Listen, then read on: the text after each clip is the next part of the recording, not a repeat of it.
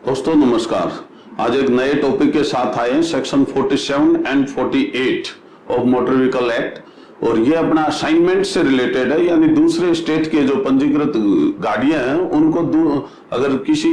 दूसरे स्टेट में लाते हैं, जैसे फॉर एग्जांपल हरियाणा से राजस्थान में लाते हैं, तो ऐसे व्हीकल को नए रजिस्ट्रेशन नंबर असाइन किए जाते हैं। तो उसका क्या प्रोसेस है, एक्ट क्या कहता है, तो इसी के बारे में जो है अपन इसमें पढ़ेंगे। और ये बहुत इंपॉर्टेंट टॉपिक है, अच्छा टॉपिक है। और इसमें अपन वो चीज भी कवर करेंगे जैसे अदर स्टेट के व्हीकल्स, आजकल जयपुर में भी अभियान चल रहा है और पूरे राजस्थान स्टेट के अंदर भी उन गाड़ियों को पकड़ रहे हैं। तो इसमें क्या प्रोविजन है, लीगल प्रोविजंस क्या है, किस वजह से ये आपके लिए समस्या हो रही है, इसके बारे में भी पढ़ेंगे। तो लास्ट तक वीडियो को ध्यान से देखना। अभी अपन शुरू करते हैं।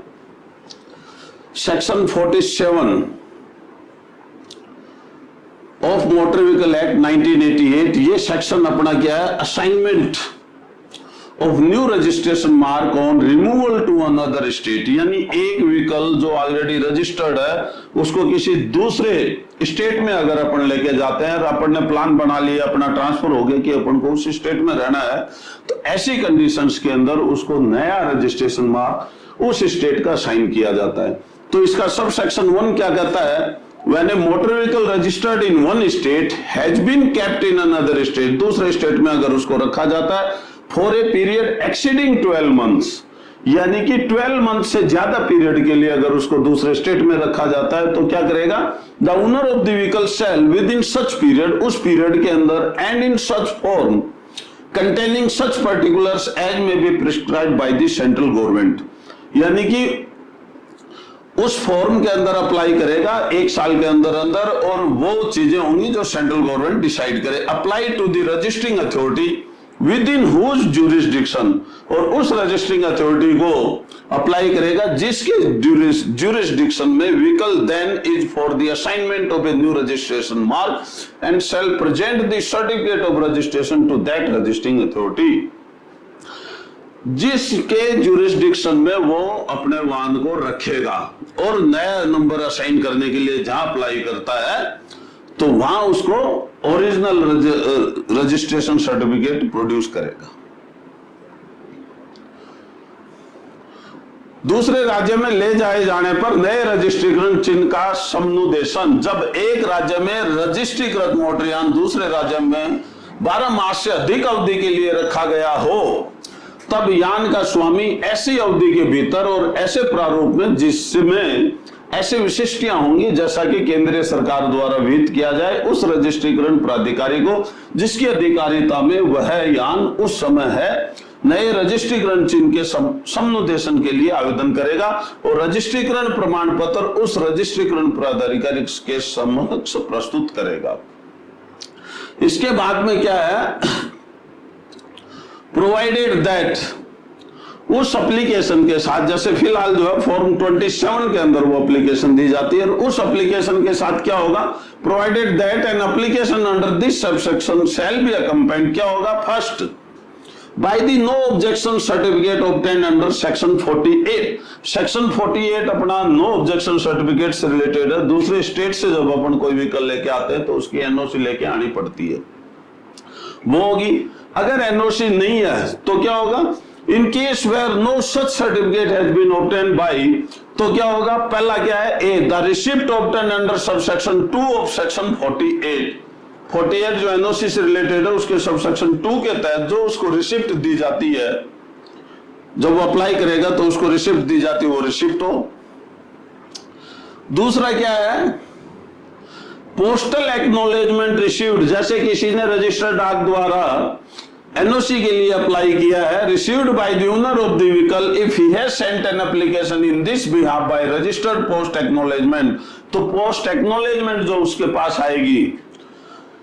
Due to the registering authority referred to in section 48 together with the declaration that he has not received any communication from such authority refusing to grant such certificate or requiring him to comply with any direction subject to which such certificate may be granted। कहने का मतलब क्या है कि अगर किसी ने by डाक अप्लाई किया है एनओसी के लिए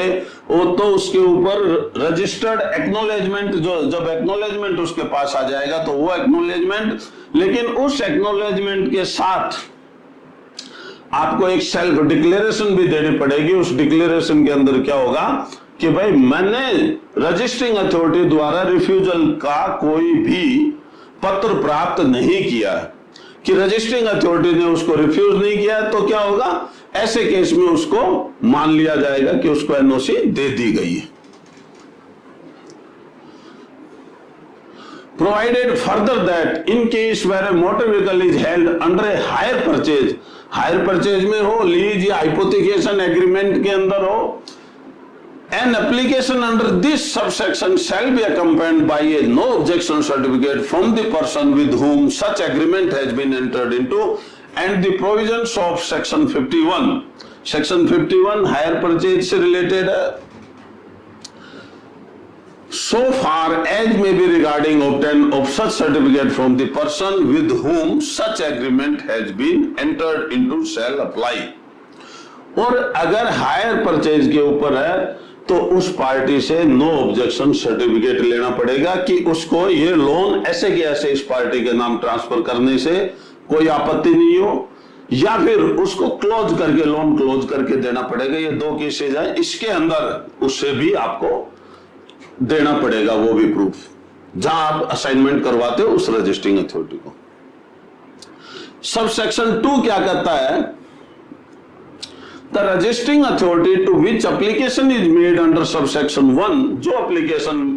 दी जाएगी, shall after making such verification, और उसका वेरिफिकेशन करने के बाद as it thinks fit, और उसको फिट माने, of the returns if any received under section 62 assign the vehicle a registration mark as specified in subsection 6 of section 41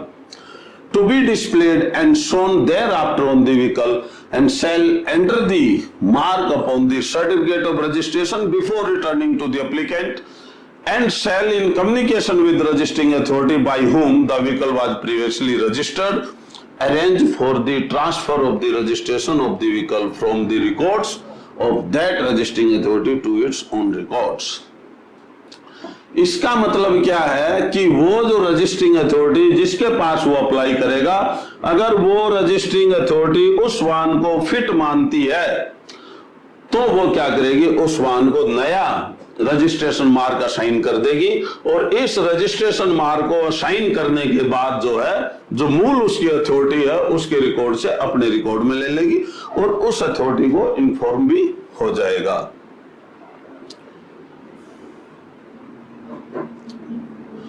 वह registry करता प्राधिकारी जिसके समक्ष उपधारा 1 के अधीन आवेदन किया गया है, धारा 62 के अधीन प्राप्त विवरणियों का यदि कोई हो, ऐसा सत्यापन करने के पश्चात जैसा वह ठीक समझे उस वाहन को धारा 41 की उपधारा 6 में विनिर्दिष्ट, 41 ये रजिस्ट्रेशन से रिलेटेड है, एक रजिस्ट्रीकरण चिन्ह प्रदान करेगा जिसे तत्पश्चात उस वाहन पर प्रदर्शित और दिखाया जाएगा, और वह चिन्ह आवेदक को वापस करने से पूर्व रजिस्ट्रीकरण प्रमाण पत्र पर दर्ज करेगा, और उस रजिस्ट्रीकरण प्राधिकारी से जिसके द्वारा वाहन पहले पंजीकृत किया गया था पत्र व्यवहार करके उस वाहन के रजिस्ट्रीकरण को उस रजिस्ट्रीकरण प्राधिकारी के अभिलेखों से अपने अभिलेखों में स्थानांतरित करने की व्यवस्था करेगा। तो ये मोटर व्हीकल एक्ट का प्रोविजन है, लेकिन आजकल हर चीज ऑनलाइन हो गई है, एनओसी भी आपकी ऑनलाइन आती है, तो इस वजह से ये कोरस्पोंडेंस, पहले नॉन ट्रांसपोर्ट व्हीकल का क्या 45 दिन का टाइम मिलता था, ट्रांसपोर्ट व्हीकल में 60 डेज का असाइनमेंट, यानी न्यू रजिस्ट्रेशन मार्क को साइन करने के लिए, लेकिन अब ऐसा नहीं है, हर चीज ऑनलाइन है, वहां से रिकॉर्ड ऑनलाइन आता है, यहाँ ऑनलाइन प्रक्रिया होती है और ऑटोमेटिकली उनके पास जो है ऑनलाइन अवेलेबल रहता है। वो अगर उस नंबर से सर्च करेंगे तो ऑटोमेटिकली मूल रजिस्टरिंग अथॉरिटी को दिखा देगा कि इसको ये नया नंबर असाइन हो गया है। सबसेक्शन 3 क्या कहता है इसका,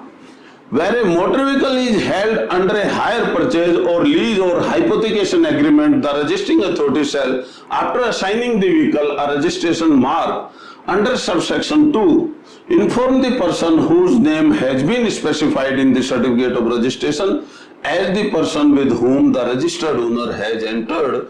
into the hire purchase lease or hypothecation agreement by sending to such person a notice by registered post acknowledgement due at the address of such person entered in the certificate of registration the fact of assignment of the said registration mark। इसका मतलब क्या है कि अगर किसी vehicle के ऊपर hire purchase है तो उसको रजिस्टर्ड डाक से ओनर को इन्फॉर्म किया जाएगा कि इस व्हीकल के ऊपर ऑलरेडी हायर परचेज है। कब? रजिस्ट्रेशन मार्क अलॉट करने के बाद विद रजिस्टर्ड एक्नॉलेजमेंट। जहां कोई मोटरयान अवक्रय या पट्टा या अडमान करार के अधीन धारित है वहां पंजीकरण अधिकारी प्राधिकारी उपधारा 2 के अधीन वाहन को पंजीयन चिन्ह सौंपने के पश्चात उस व्यक्ति को सूचित करेगा जिसका नाम पंजीकरण प्रमाण पत्र में उस व्यक्ति के रूप में विनिर्दिष्ट किया गया है जिसके साथ पंजीकृत स्वामी ने यानी कि एग्रीमेंट किया है। ऐसे व्यक्ति को पंजीकरण प्रमाण पत्र में दर्ज ऐसे व्यक्ति के पते पर उक्त पंजीकरण चिन्ह सौंपे जाने के तथ्य की सूचना पंजीकृत डाक द्वारा भेजनी पड़ेगी, यानी फाइनेंसर को रजिस्टर्ड पोस्ट के द्वारा इन्फॉर्म करना पड़ेगा नया नंबर असाइन करने के बाद। सब सेक्शन 4 इसका क्या कहता है? आई स्टेट गवर्नमेंट में make rules under section 65। Section 65 state government rule बना सकती है, इससे रिलेटेड है तो वो रूल बना सकती है requiring the owner of a motor vehicle not registered with in the state which is brought into or is for the time being in the state to furnish to the prescribed authority in the state such information with respect to the motor vehicle and its registration as may be prescribed। यानी राज्य सरकार को full power है assignment के case में वो अपने rules बना सकती है। इसका सब सेक्शन 5 क्या कहता है? If the owner fails to make an application under subsection 1 के अंदर अगर एप्लीकेशन करने से फेल करता है, नहीं कर पाता है within the prescribed period जो 1 साल का है, the registering authority may having regard to the circumstances of the case require the owner to pay in lieu of any action that may be taken against him under section 177। 177 सामान्य अपराध से संबंधित है और इसमें जो है 100 रुपए से लेकर मैक्सिमम 1500 रुपए तक की पेनल्टी लगती है। Such amount not exceeding 100 rupees. तो पहली बार क्या है 100 रुपए उसके ऊपर अलग से लगेगा अगर प्रिस्क्राइब पीरियड में विद इन 1 ईयर वो अप्लाई नहीं करता है तो। एज में भी प्रिस्क्राइब्ड अंडर सब सेक्शन 7 में जैसा कि दिया हुआ provided that action under section 177 shall be taken against the owner where the owner fails to pay the said amount. और वो उस सेड अमाउंट को पे करने में फेल होता है तो उसके खिलाफ और आगे की पेनल्टी बढ़ेगी, यानी सब सेक्शन 7 के तहत उसके खिलाफ कार्रवाई की जा सकती है। यदि स्वामी निर्धारित अवधि के भीतर उपधारा 1 के तहत आवेदन करने में विफल रहता है तो रजिस्ट्रीकर्ता प्राधिकारी मामले की परिस्थितियों को ध्यान में रखते हुए स्वामी से धारा 177 के तहत उसके खिलाफ की जा सकने वाली किसी भी कार्रवाई के बदले में 100 रुपए से अधिक की राशि का भुगतान करने की आवश्यकता कर सकता है, जैसा कि उपधारा 7 के तहत निर्धारित किया जा सकता है, बशर्ते कि यदि स्वामी उक्त राशि का भुगतान करने में असफल रहता है तो उसके विरुद्ध धारा 177 के अंतर्गत कार्रवाई की जाएगी। Where the owner has paid the amount under subsection 5, subsection 5 में जो अमाउंट है वो पे कर देता है, no action shall be taken against under section, तो 177 के तहत कोई एक्शन नहीं लिया जाएगा। यानी कि अगर नहीं कर पाता है 100 रुपए उस पर पेनल्टी लगी तो उसके 177 के तहत एक्शन नहीं लिया जाएगा। अगर वो पे नहीं करता, रिफ्यूज करता है तो सेक्शन 177 के तहत उसके खिलाफ कार्रवाई की जाएगी। जैसे 7 क्या कहता है? For the purposes of subsection 5, the state government may prescribe different amounts having regard to the period of delay on the part of the owner in making an application under subsection 1। तो state government जो है वो कितनी penalty लगा सकती है, 500 भी लगा सकती है, 100 भी लगा सकती है, अलग अलग स्टेट का अलग अलग है। इसके बाद है सेक्शन 48। सेक्शन 48 है, ये नो ऑब्जेक्शन सर्टिफिकेट से रिलेटेड है। तो अब ये क्या कहता है इसका सबसेक्शन 1 क्या कहता है, the owner of a motor vehicle का owner when applying for the assignment of a new registration mark under subsection 1 of section 47 के सबसेक्शन 1 में जो अप्लाई करेगा फॉर्म 27 के अंदर न्यू रजिस्ट्रेशन मार्क के लिए, और where the transfer of motor vehicle is to be affected in a state other than the state of its registration, जहां उसका रजिस्ट्रेशन हो रखा है दूसरे स्टेट में जाता है, the transferor of such vehicle when reporting the transfer under subsection 1 of section 50 shall make an application in such form and in such manner as may be prescribed by the central government to the registering authority by which the vehicle was registered for the issue of a certificate. Hereafter in this section referred to as no objection certificate, to the effect that the registering authority has no objection for assigning a new registration mark to the vehicle as the case may be for entering the particulars of the transfer of ownership in the certificate of registration. यानी कि subsection 1 इसका क्या कहता है कि अनापत्ति प्रमाण पत्र के लिए अगर वो अप्लाई करेगा तो वो जो अथॉरिटी है, किस अथॉरिटी को, जहां उसकी मूल अथॉरिटी है और उसके कोई ऑब्जेक्शन नहीं है किसी भी प्रकार का, तो उसको अनापत्ति प्रमाण पत्र दे देगी। मोटर यान का स्वामी धारा 47 की उपधारा 1 के अधीन नया रजिस्ट्रेशन चिन्ह दिए जाने के लिए आवेदन करते समय या जहां मोटर यान का अंतरण उसके रजिस्ट्रीकरण के राज्य से भिन्न किसी दूसरे राज्य में ले जाना चाहता है, वहां ऐसे यान का अंतरक धारा 50 की उपधारा 1 के अधीन अंतरण की रिपोर्ट करते समय ऐसे प्रारूप में और ऐसी रीति से जैसा केंद्र सरकार द्वारा विहित किया जाए उस रजिस्ट्रीकर्ता प्राधिकारी को जिसके द्वारा वह यान रजिस्टर किया गया था, इस आशय का प्रमाण पत्र जिसको कि नो ऑब्जेक्शन सर्टिफिकेट बोलते हैं, जारी करने के लिए आवेदन करेगा। रजिस्ट्रीकर्ता प्राधिकारी को यथास्थिति उस यान को नया रजिस्ट्रीकरण चिन्ह दिए जाने पर या रजिस्ट्रीकरण प्रमाण पत्र में स्वामित्व के अंतरण की विशिष्टियां दर्ज करने पर कोई आपत्ति नहीं है।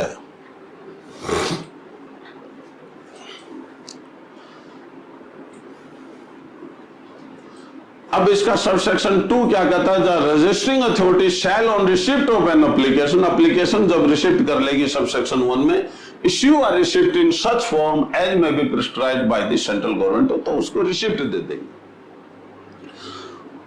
On receipt of an application under subsection 1, और सबसेक्शन 1 में एप्लीकेशन को रिसिप्ट करने के बाद the registering authority may, after making such inquiry and requiring the application to comply with such directions as it deems fit and within 30 days of the receipt thereof, यानी कि 30 दिन के अंदर by order and राइटिंग में order देगी, communicate to the applicant that it has granted or refused to grant the no objection certificate, कि उसने NOC दे दी है या रिफ्यूज कर दिया। जैसे पहले होता था, पहले क्या करते थे कि जहां वो आ गया असाइनमेंट के लिए तो वो registering authority bye registered post मूल रजिस्टरिंग अथॉरिटी को चिट्ठी लिखती थी। जैसे मान लो हरियाणा से रेवाड़ी कोई रजिस्टरिंग अथॉरिटी है, वहां से आया, खेतड़ी में आया, तो खेतड़ी क्या करेगी कि चिट्ठी लिखेगी और उस चिट्ठी का जवाब अगर आ जाता है विद इन 30 डेज, चाहे एनओसी ग्रांट की हो या नहीं की हो, तो नहीं करने की स्थिति में अगर जवाब नहीं आता था तो उसका असाइनमेंट हो जाता था। मगर आज प्रक्रिया पूरी ऑनलाइन है, आज एनओसी आने के बाद ही आगे की कार्रवाई होती है। अब ये जो एनओसी है, ये जो जारी करती है अथॉरिटी, तो ये दो तरह से करती है। एक तो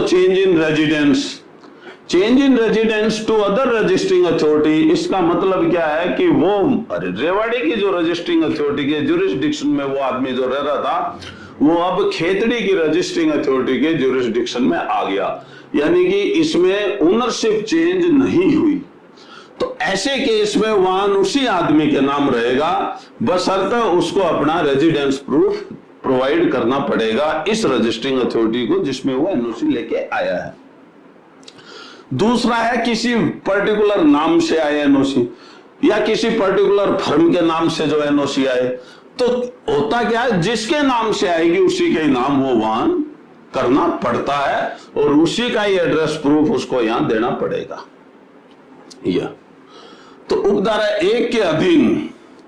आवेदन प्राप्त होने पर रजिस्ट्रीकर्ता प्राधिकारी ऐसी जांच करने के पश्चात और आवेदक से ऐसे निर्देशों का अनुपालन करने की अपेक्षा करने के पश्चात जैसा वह ठीक समझे तथा उसकी प्राप्ति के 30 दिन के भीतर लिखित आदेश द्वारा आवेदक को संसूचित कर सकेगा कि उसने अनापत्ति प्रमाण पत्र दे दिया या देने से इनकार कर दिया,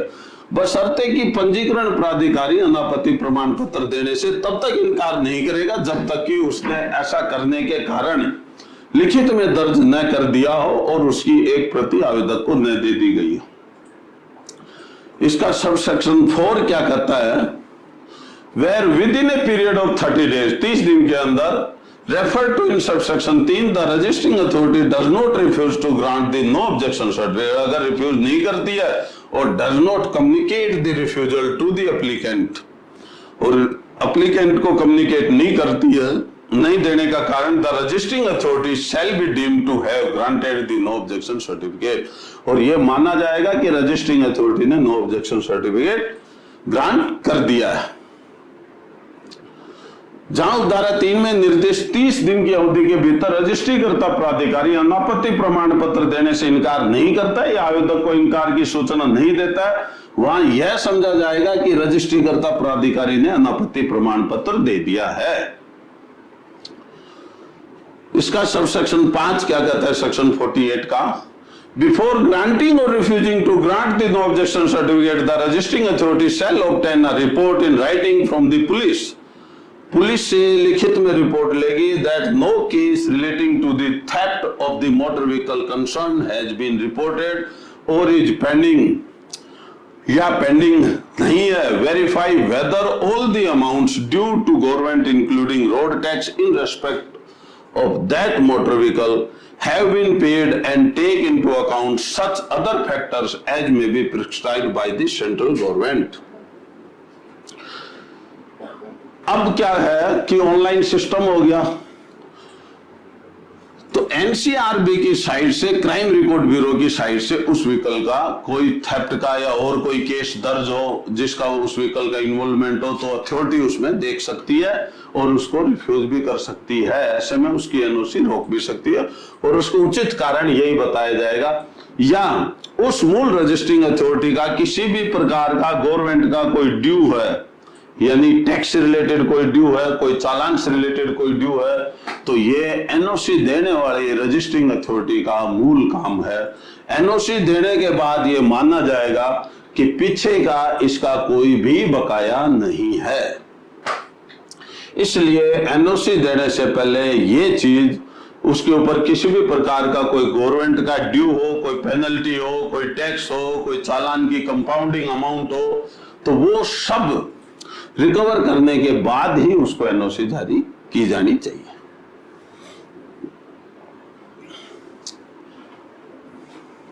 अनापत्ति प्रमाण पत्र देने या देने से इनकार करने से पहले पंजीकरण प्राधिकारी पुलिस से लिखित में रिपोर्ट प्राप्त करेगा कि संबंधित मोटर वाहन की चोरी से संबंधित कोई मामला दर्ज नहीं किया गया है या लंबित नहीं है। यह सत्यापित करेगा कि क्या उस मोटर वाहन के संबंध में सड़क कर सहित सरकार को देय सभी राशि का भुगतान कर दिया गया है, और ऐसे अन्य कारकों को ध्यान में रखेगा जो केंद्रीय सरकार द्वारा निर्धारित किए जा सकते हैं। इसका सब सेक्शन 6 क्या कहता है, यह बाद में जोड़ा है, the owner of the vehicle shall also inform at the earliest, owner जो है मोटर व्हीकल का जल्द at the earliest in writing में इंफॉर्म करेगा the registering authority about the theft of his vehicle, अपने व्हीकल के चोरी के बारे में, together with the name of the police station, और पुलिस थाने का भी नाम बताएगा जहां उसने चोरी की एफआईआर दर्ज की है। And the registering authority shall take into account such report while disposing of any application for no objection certificate, registration, transfer of ownership or issue of duplicate registration certificate। तो वो क्या करेगा, उस रिपोर्ट को ध्यान में रखेगा, इसको डिस्पोज करते टाइम, किसके लिए, नो ऑब्जेक्शन सर्टिफिकेट के लिए, रजिस्ट्रेशन के लिए, ट्रांसफर ऑफ ओनरशिप के लिए और issue of duplicate registration certificate के लिए। वाहन का स्वामी भी अपने वाहन की चोरी के बारे में यथाशीघ्र लिखित में पंजीकरण प्राधिकारी को उस पुलिस थाने का नाम सहित सूचित करेगा जहां चोरी की रिपोर्ट दर्ज कराई गई थी, और पंजीकरण प्राधिकारी अनापत्ति प्रमाण पत्र, पंजीकरण, स्वामित्व के हस्तांतरण या पंजीकरण प्रमाण पत्र की दूसरी प्रति जारी करने के लिए किसी आवेदन का निपटारा करते समय ऐसी रिपोर्ट को ध्यान में रखेगा।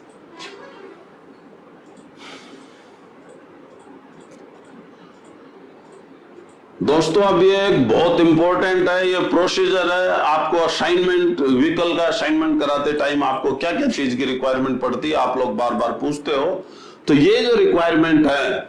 Procedure oblique requirement for assignment of vehicle registration mark, यानी एक स्टेट से दूसरे स्टेट में अगर आप गाड़ी को लेके आते हो तो आपको क्या क्या चाहिए, कौन कौन सा फॉर्म आपको भर के देना पड़ेगा उस रजिस्टरिंग अथॉरिटी को, और क्या क्या सपोर्टिंग डॉक्यूमेंट आपको लगाने पड़ेंगे। सबसे पहले चीज तो क्या, एप्लीकेशन इन फॉर्म 27, फॉर्म 27 के अंदर एप्लीकेशन आपको लिख के देनी पड़ेगी असाइनमेंट के लिए। दूसरी जो चीज है, NOC in form 28, no objection certificate form 28 या ऑनलाइन एनओसी आती है आजकल।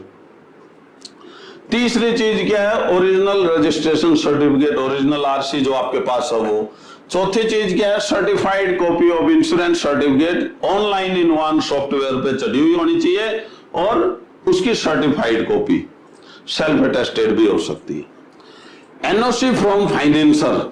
If vehicle is on hire purchase के ऊपर अगर व्हीकल है तो फाइनेंसर की एनओसी चाहिए। सिक्स्थ है, residence certificate of owner as per rule 4 of CMVR 1989, तो रूल 4 ऑफ CMVR 1989 या ministry of road transport and highways की गाइडलाइन के अंदर जो रेजिडेंट्स के लिए जो चीज को मान्य किया है, जैसे कि आपका आधार कार्ड है, ठीक है, भामाशाह कार्ड या जन आधार कार्ड है, ये भी मान्य है रेजिडेंस प्रूफ के लिए। आपका वोटर आईडी कार्ड है, ये भी आपका रेजिडेंस प्रूफ के लिए मान्य है। तो ये इनमें से कोई डॉक्यूमेंट आपको प्रोड्यूस करना पड़ेगा। 7th है, pan card of owner, pan card आपको इनकम टैक्स डिपार्टमेंट की वजह से आपको चाहिए, एक डॉक्यूमेंट है, क्योंकि आपके जो कार है या और कोई भी वाहन है वो आजकल 2-3 लाख से कम तो कोई कार ही नहीं आती, तो इस वजह से आपको पैन कार्ड भी चाहिए। 8th क्या है, 1 passport size photograph of owner, owner की एक पासपोर्ट साइज फोटोग्राफ चाहिए। पहले 2 चाहिए होती थी, आरसी में भी लगती थी, अब एक फोटोग्राफ से भी काम चल जाएगा। Physical inspection of vehicle in office, और ऑफिस में लाके आपको व्हीकल का फिजिकल इंस्पेक्शन करवाना पड़ेगा। उस फिजिकल इंस्पेक्शन के आधार पे ही आपके व्हीकल का असाइनमेंट होगा। जैसे मान लो 15 साल तक रजिस्ट्रेशन वैलिडिटी थी, नॉन ट्रांसपोर्ट व्हीकल के केस में आपको 5 साल और बढ़ानी है, तो बढ़ानी तो आपको इंस्पेक्शन उस टाइम तो कराना ही कराना होता है, ट्रांसपोर्ट के केस में भी कराना पड़ता है, लेकिन physical inspection at the time of assignment of new registration mark आपको करवाना पड़ता है। फिर रिक्वेसाइट फीस, जो भी राज्य सरकार ने या केंद्र सरकार ने जो डिसाइड कर रखी है as per rule 81 of CMVR 1989, जो फीस है रजिस्ट्रेशन फीस जो डिसाइड कर रखी है वो, and motor vehicle tax as per state taxation act, किसी भी स्टेट के टैक्सेशन एक्ट के तहत जो टैक्स जो निर्धारित किया वो, ये सभी आपको जो है करना पड़ेगा। राजस्थान के अंदर जो है अभी साल की 5% आपको रिबेट दी गई है, जो नए व्हीकल के, इक्विवेलेंट व्हीकल के, यानी व्हीकल की रिप्लेसमेंट वैल्यू मानते हैं, उस रिप्लेसमेंट वैल्यू के ऊपर जो टैक्स लगता है। मान लो मेरे पास 5 सीटर कोई कार है, तो आज भी वही 5 सीटर कार उसी कंपनी की आज कितने की आ रही वो कॉस्ट लगाएंगे, उस कॉस्ट से आपका टैक्स कैलकुलेट करेगा। मान लो डीजल व्हीकल है, नॉन ट्रांसपोर्ट है, तो 12% टैक्स है, उसके ऊपर जो टैक्स आएगा उसके ऊपर 12.5% सरचार्ज है। ये जो टोटल जो बनेगा उसमें से आपको साल का 5% के हिसाब से रिबेट मिल जाएगी, यानी कि 75% आपको आज की तारीख में राजस्थान में देना पड़ेगा। दूसरे स्टेट के वो अलग नियम हो सकते हैं।